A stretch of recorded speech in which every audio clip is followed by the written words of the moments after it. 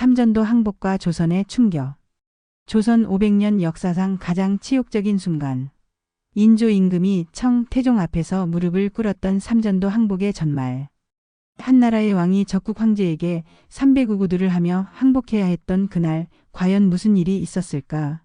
조선 백성들의 눈물과 왕의 고뇌가 담긴 역사의 한 페이지를 생생하게 들려드립니다. 광해군 폐위 후 친명 정책과 국제정세 변화.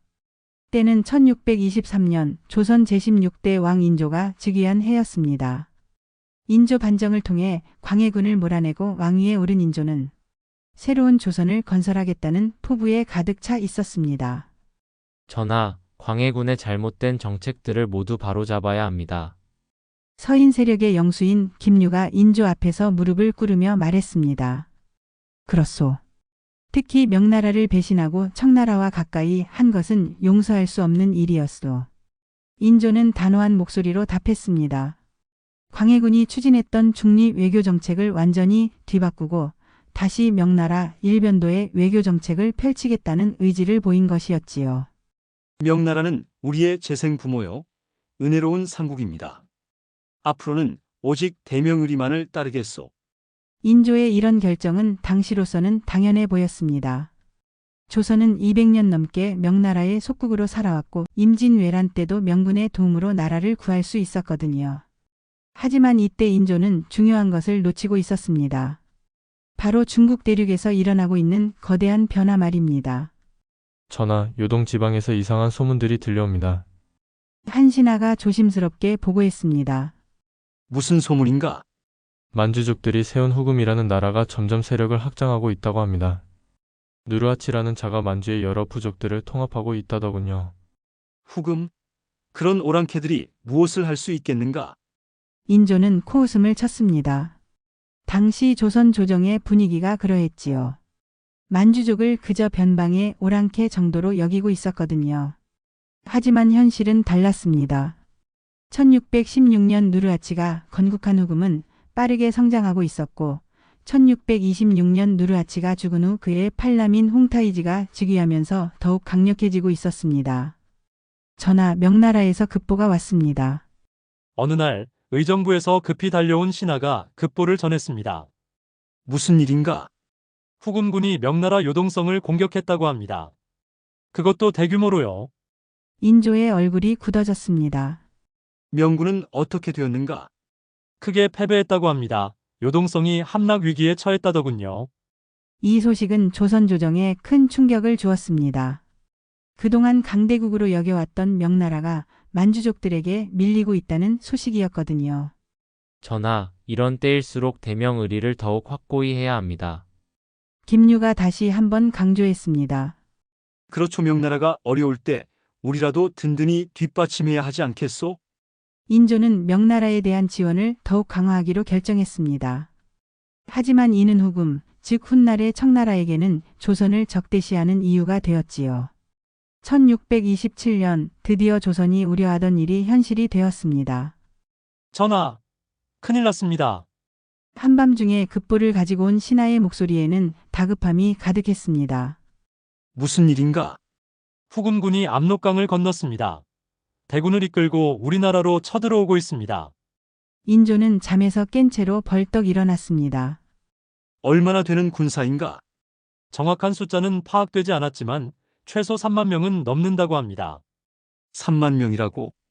조선군 전체가 10만 명 정도였는데 그중 3분의 1에 해당하는 병력이 침입해 온 것이었습니다.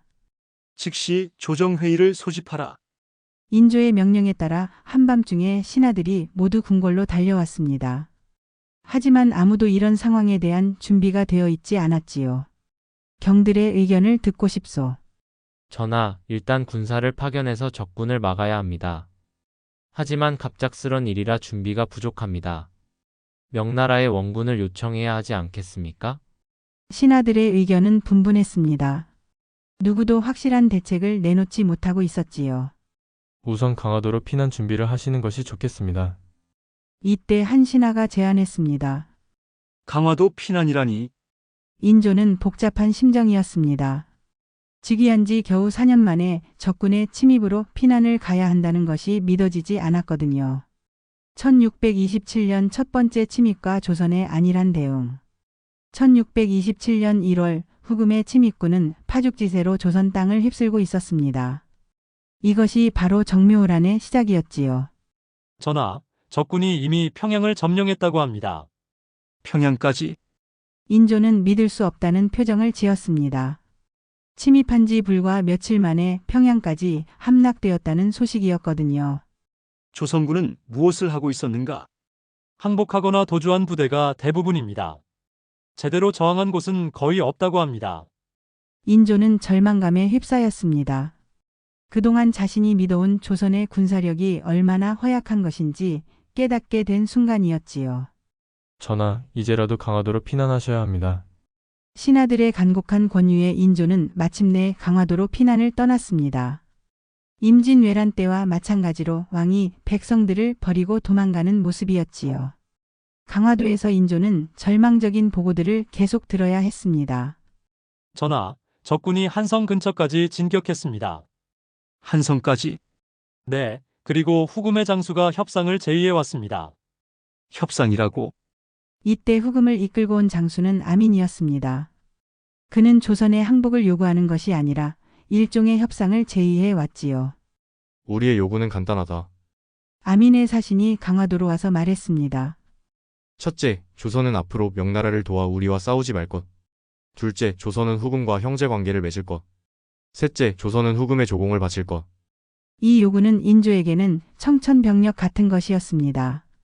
200년 넘게 유지해온 명나라와의 관계를 끊으라는 것이었거든요. 이런 무리한 요구를 어떻게 받아들일 수 있겠는가? 인조는 분노했지만 현실은 냉혹했습니다. 조선군은 이미 대부분 항복하거나 도주한 상태였고 저항할 힘이 거의 남아있지 않았거든요. 전하, 현실을 받아들이셔야 합니다. 영의정 이원익이 조심스럽게 말했습니다. 지금 우리에게는 선택의 여지가 많지 않습니다.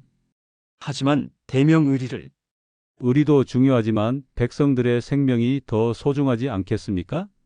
이원익의 말에 인조는 할 말을 잃었습니다. 이미 전국 각지에서 후금군에 의한 살상과 약탈이 벌어지고 있다는 보고가 계속 들어오고 있었거든요.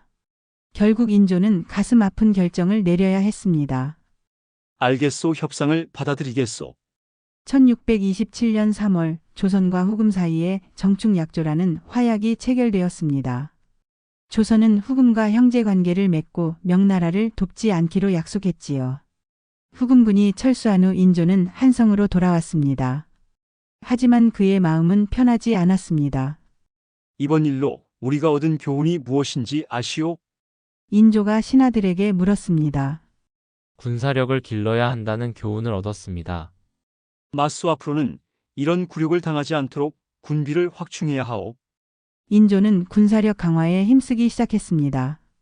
하지만 동시에 마음 한편으로는 명나라에 대한 의리도 완전히 버릴 수는 없었지요. 은밀히 명나라와 연락을 유지하라. 인조는 몰래 명나라와의 관계를 지속했습니다. 후금과의 약속을 어기는 일이었지만 200년간의 사대 관계를 하루아침에 끊을 수는 없었던 것이지요. 이런 인조의 양면 정책은 결국 더 큰 재앙을 불러오게 됩니다. 1636년 후금은 국호를 청으로 바꾸고 황제직 이식을 거행했습니다. 홍타이지가 청태종이 된 것이지요. 조선왕은 우리 황제 즉위식에 참석하여 축하를 해야 한다. 청나라에서 사신이 와서 요구했습니다. 그럴 수는 없소. 인조는 단호하게 거절했습니다. 조선의 왕이 다른 나라 황제 즉위식에 참석한다는 것은 상상할 수 없는 일이었거든요. 그렇다면 최소한 축하 사절단이라도 보내야 하지 않겠습니까? 그것도 안 돼요. 우리는 명나라의 속국이요. 인조의 거절에 청태종은 크게 분노했습니다. 조선이 우리를 무시하고 있구나. 정충약조도 지키지 않고 몰래 명나라와 손을 잡고 있다는 보고도 받았다. 청태종은 조선을 완전히 굴복시키기로 결심했습니다. 이번에는 단순한 형제 관계가 아니라 완전한 속국으로 만들겠다는 의지였지요. 1636년 12월 청나라는 대규모 침입을 감행했습니다. 이것이 바로 정유호란의 시작이었습니다. 1636년 청군의 대규모 침입과 강화도 피난. 1636년 12월 9일 청군이 압록강을 건넌다는 급보가 한성에 도착했습니다. 이번에는 10년 전과는 차원이 다른 대규모 침입이었지요. 전하, 청태종이 직접 12만 대군을 이끌고 침입해 왔습니다. 급보를 가져온 신하의 목소리는 떨리고 있었습니다. 12만이라고? 인조는 청천벽력 같은 소식에 말을 잃었습니다. 10년 전 정묘호란 때는 3만 명이었는데 이번에는 4배나 되는 군사였거든요. 이번에는 정말 조선을 완전히 굴복시키려는 것 같습니다. 영의정 최명길이 침통한 목소리로 말했습니다. 또한 청태종이 친히 출정했다는 것은 반드시 목적을 달성하겠다는 의지의 표현입니다. 인조의 얼굴이 창백해졌습니다. 지난 10년간 군비를 확충하긴 했지만 12만 대군을 상대하기에는 역부족이었거든요. 강화도로 피난해야 합니까? 한 신하가 조심스럽게 물었습니다. 그래야겠소. 다시 강화도로. 하지만 이때 더 충격적인 보고가 들어왔습니다.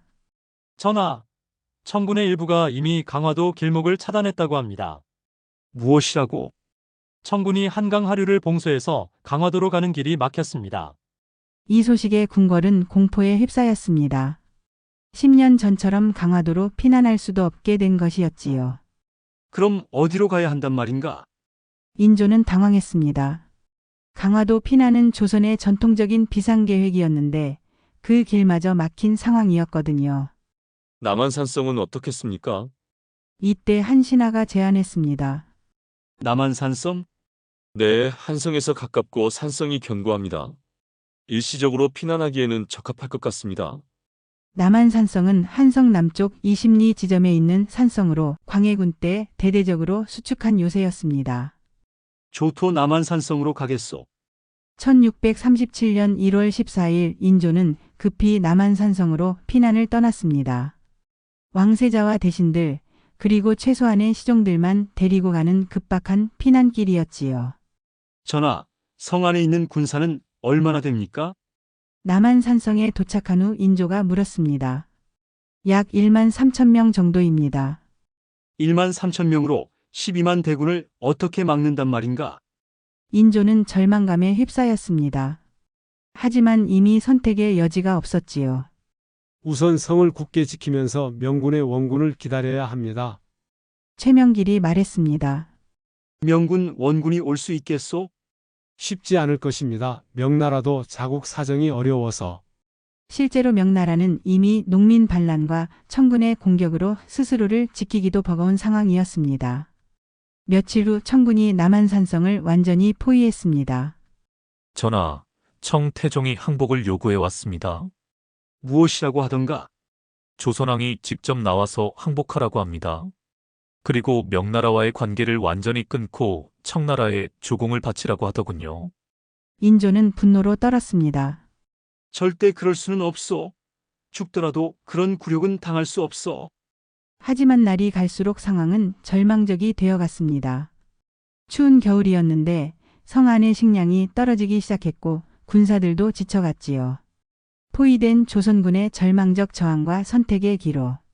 남한산성에서 한 달여를 버티던 중 더욱 절망적인 소식이 들려왔습니다. 전하, 강화도가 함락되었습니다. 강화도가. 인조는 믿을 수 없다는 표정을 지었습니다.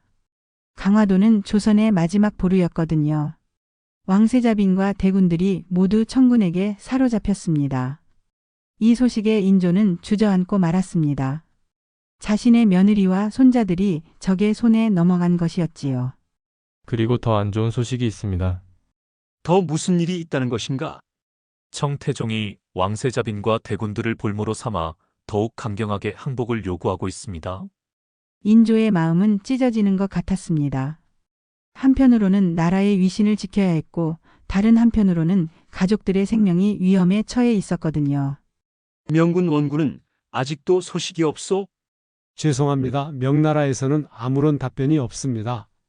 실제로 명나라는 이미 자국의 생존도 위태로운 상황이었습니다. 이자성의 농민 반란군이 베이징을 위협하고 있었고 청군도 계속 공격을 퍼붓고 있었거든요. 전하, 현실을 받아들이셔야 할 때가 온 것 같습니다. 최명길이 조심스럽게 말했습니다. 무슨 말이오? 더 이상 버틸 수 있는 상황이 아닙니다. 식량도 떨어져 가고 군사들의 사기도 바닥에 떨어졌습니다. 정말로 남한산성의 상황은 절망적이었습니다. 한겨울에 포위된 채 한 달 넘게 버티다 보니 식량이 거의 떨어져 갔고 추위와 굶주림으로 쓰러지는 군사들이 늘어갔지요. 그렇다고 해서 항복할 수는 없소. 인조는 여전히 고집을 부렸습니다. 전하, 백성들을 생각해 주십시오. 이때 한 신하가 간절한 목소리로 말했습니다. 지금 이 순간에도 전국 각지에서 백성들이 청군에게 죽어가고 있습니다. 전하의 결정 하나로 수많은 생명을 구할 수 있습니다. 하지만 그리고 왕세자빈과 대군들의 목숨도 걸려 있지 않습니까? 인조는 더 이상 할 말이 없었습니다. 나라의 위신과 가족의 생명, 백성들의 안전 사이에서 극도의 고민에 빠졌지요. 이때 청태종에게서 마지막 통첩이 왔습니다. 내일까지 항복하지 않으면 성을 총공격하겠다. 그리고 강화도에 있는 조선 왕족들의 목숨도 보장할 수 없다. 인조는 밤새 잠을 이루지 못했습니다. 한편으로는 조상들과 백성들에게 떳떳하고 싶었고 다른 한편으로는 현실의 벽이 너무 높았거든요. 최명길을 부르라. 새벽녘에 인조가 말했습니다. 전하, 부르셨습니까? 최경, 솔직히 말해주시오. 지금 우리에게 다른 선택이 있소? 최명길은 잠시 침묵하더니 고개를 저었습니다. 죄송합니다. 전하, 현재로서는 다른 방법이 없어 보입니다. 그렇다면 인조는 길고 깊은 한숨을 내쉬었습니다. 항복을 받아들이겠소. 전하, 하지만 조건이 있소. 백성들의 안전을 보장받아야 하고 조선의 내정에는 간섭하지 않는다는 약속을 받아야 하오. 알겠습니다. 협상해 보겠습니다. 최명길의 노력으로 어느 정도 조건을 받아낸 후 인조는 마침내 항복을 결심했습니다. 1637년 1월 30일 조선 역사상 가장 치욕적인 날이 밝아올랐습니다. 인조의 309구두와 삼전도비 건리에 1637년 1월 30일 아침 인조는 남한산성에서 나와 삼전도로 향했습니다. 청태종이 항복 의식을 치를 장소로 삼전도를 지정했던 것이지요. 전하, 정말 가셔야 하는 겁니까?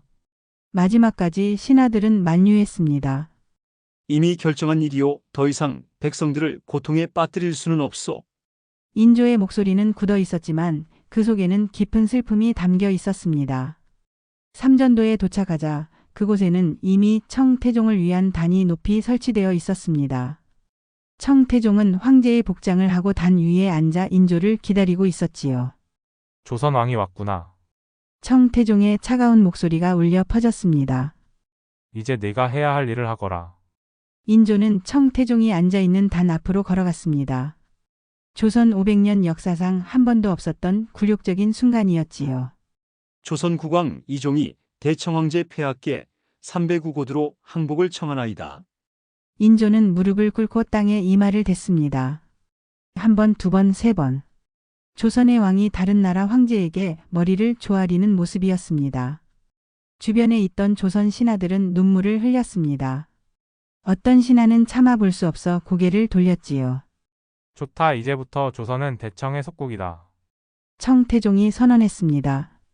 조선은 명나라와의 모든 관계를 끊고 오직 대청에만 충성할 것이다. 그리고 매년 조공을 바치고 대청의 연호를 사용할 것이다. 알겠나이다. 인조는 고개를 숙인 채 대답할 수밖에 없었습니다. 그리고 조선의 왕자들을 볼모로 우리나라로 데려가겠다. 이 말에 인조의 얼굴이 창백해졌습니다. 볼모라고 하시니? 소현세자와 복림대군을 심양으로 데려가서 우리가 직접 교육시키겠다. 청태종의 말에 인조는 가슴이 무너지는 것 같았습니다. 항복도 모자라서 자신의 아들들까지 볼모로 보내야 한다는 것이었거든요. 부디 두 아들을 잘 대해 주십시오. 그것은 조선이 얼마나 성실하게 약속을 지키느냐에 달려 있다. 항복 의식이 끝난 후 청태종은 삼전도에 기념비를 세우라고 명령했습니다. 이곳에 대청황제 공덕비를 세워서 이날의 일을 영원히 기록으로 남겨라. 네, 황제 폐하. 이렇게 해서 삼전도에는 조선의 굴욕을 기록한 비석이 세워지게 되었습니다. 그 비석에는 청태종의 공덕과 조선의 항복이 자세히 기록되었지요. 며칠 후 소현세자와 복림대군이 청나라로 떠나는 날이 왔습니다. 아버지, 저희가 없는 동안 건강하십시오. 소현세자가 인조에게 마지막 인사를 드렸습니다. 그래, 너희들도 건강하게 지내거라. 그리고 조선의 왕자라는 것을 잊지 말아라. 인조는 눈물을 참으며 아들들을 보냈습니다. 복림대군도 아버지에게 절을 올렸습니다. 아버지, 부디문 건강히 계시고 저희는 반드시 돌아오겠습니다.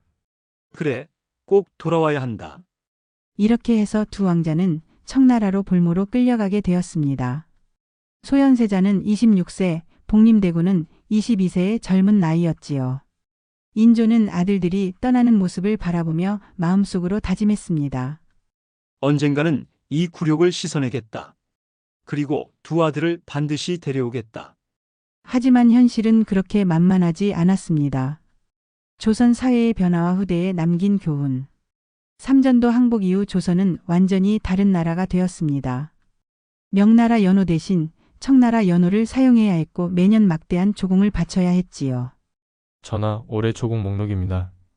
한 신하가 두꺼운 문서를 들고 와서 보고했습니다. 금 100냥, 은 1000냥, 수단 400필, 세면 1만 5천 필, 포 1만 8천 필. 조공 목록을 듣는 인조의 얼굴은 점점 어두워졌습니다. 이렇게 많은 것을 해마다 바쳐야 한단 말인가? 그뿐만 아닙니다. 인삼, 종이, 붓, 먹 등등 거의 모든 특산품을 요구하고 있습니다. 조선의 경제는 이 막대한 조공 때문에 큰 타격을 받았습니다. 백성들의 세부담은 늘어났고 나라 살림은 점점 어려워졌지요. 그리고 전하, 더 큰 문제가 있습니다. 무슨 문제인가? 청나라에서 우리나라 사람들을 강제로 끌고 가고 있습니다. 무엇이라고? 정유호란 때 포로로 잡힌 사람들을 돌려보내지 않고 있을 뿐만 아니라 계속해서 더 많은 사람들을 데려가고 있습니다. 실제로 정유호란 이후 조선에서 청나라로 끌려간 사람의 수는 50만 명이 넘었다고 추정됩니다. 당시 조선 인구가 1000만 명 정도였으니 20명 중 1명꼴로 끌려간 셈이었지요. 그 사람들은 어떻게 되는 것인가? 노예로 팔리거나 군인으로 징집되고 있습니다. 돌아올 가능성은 거의 없어 보입니다. 인조는 깊은 절망감에 빠졌습니다. 자신의 항복 결정이 이런 결과를 가져올 줄은 몰랐던 것이지요. 한편 청나라의 볼모로 간 소현세자와 복림대군에 대한 소식도 간간히 들려왔습니다.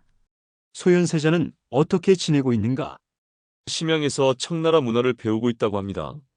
청태종이 직접 교육하고 있다더군요.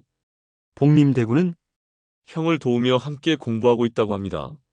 하지만 인조는 불안했습니다. 아들들이 청나라에 너무 오래 있으면 조선의 정신을 잃어버릴까 봐 걱정되었거든요. 시간이 흘러 1644년 중국 대륙에 큰 변화가 일어났습니다. 명나라가 멸망하고 청나라가 중국 전체를 차지하게 된 것이지요. 전하, 명나라가 완전히 멸망했습니다. 정말인가? 네, 이자성의 농민군이 베이징을 점령했고 명황제는 자결했습니다. 그리고 청군이 이자성을 물리치고 베이징을 차지했습니다. 이 소식을 들은 인조는 복잡한 심정이었습니다. 한편으로는 200년간 섬겨온 명나라가 멸망한 것이 슬펐고 다른 한편으로는 청나라의 힘이 더욱 강해졌다는 사실이 두려웠지요. 이제 정말로 청나라가 중국의 주인이 되었구나. 그렇습니다. 앞으로는 청나라와 더욱 잘 지내야 할 것 같습니다. 1645년 소현세자가 8년 만에 조선으로 돌아왔습니다. 하지만 그는 아버지가 기대했던 모습이 아니었지요. 아버지, 오랜만입니다. 소현세자는 청나라 복장을 하고 있었고 청나라 예법으로 인사를 했습니다. 그래, 고생이 많았구나. 인조는 변한 아들의 모습에 당황했습니다. 아버지, 청나라는 정말 훌륭한 나라입니다. 우리도 청나라를 본받아야 합니다. 소현세자의 말에 인조는 크게 실망했습니다. 아들이 청나라에 완전히 동화되어 버린 것 같았거든요. 결국 소현세자는 돌아온 지 2달 만에 갑자기 죽고 말았습니다. 독살설도 있었지만 진실은 알 수 없었지요.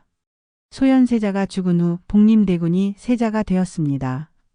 그리고 1649년 인조가 죽자 복림대군이 왕위에 올랐습니다. 바로 효종이었지요.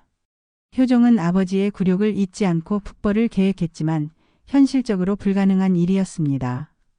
조선은 이미 청나라에 완전히 예속되어 있었거든요. 삼전도 항복은 조선에게 큰 교훈을 남겼습니다. 국제정세를 정확히 파악하지 못하고 과거에만 안주해서는 안 된다는 것, 그리고 현실을 직시하고 실용적인 외교 정책을 펼쳐야 한다는 것이었지요. 이렇게 조선 역사상 가장 치욕적인 사건인 삼전도 항복의 전말을 들려드렸습니다.